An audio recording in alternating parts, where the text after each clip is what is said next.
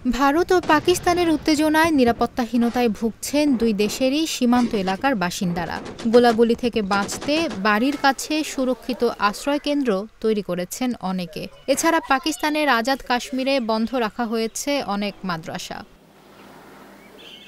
বার্তা সংস্থা রয়টার্সের এক প্রতিবেদনে বলা হয়, পাকিস্তান সীমান্তের কাছে ভারতের জম্মু ও কাশ্মীরের বারমুলা জেলার একটি ছোট গ্রাম উরি পেহেলগামে সন্ত্রাসী হামলার পর থেকে আতঙ্কিত সেখানকার বাসিন্দারা। প্রায় 2 সপ্তাহ ধরে জম্মু কাশ্মীরের নিয়ন্ত্রণ রেখার কাছে নিয়মিত গোলাগুলি করছে ভারত ও পাকিস্তানের সেনাবাহিনী।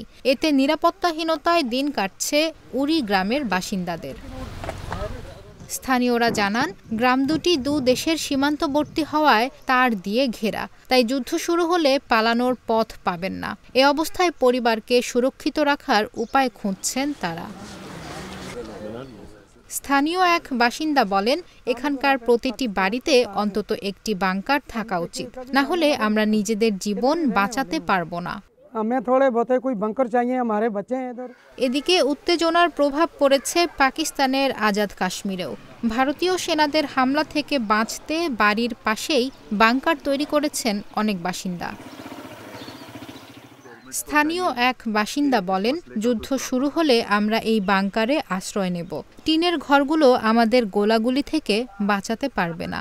দেয়াল ভেদ করে মর্টারগুলো ভেতরে ঢুকে পড়বে, তাই বাংকারেই নিরাপদ থাকবো আমরা। এছাড়া ভারতের সম্ভাব্য সামরিক পদক্ষেপের আশঙ্কায় বন্ধ রাখা হয়েছে আজাদ কাশ্মীরের মাদ্রাসাগুলো।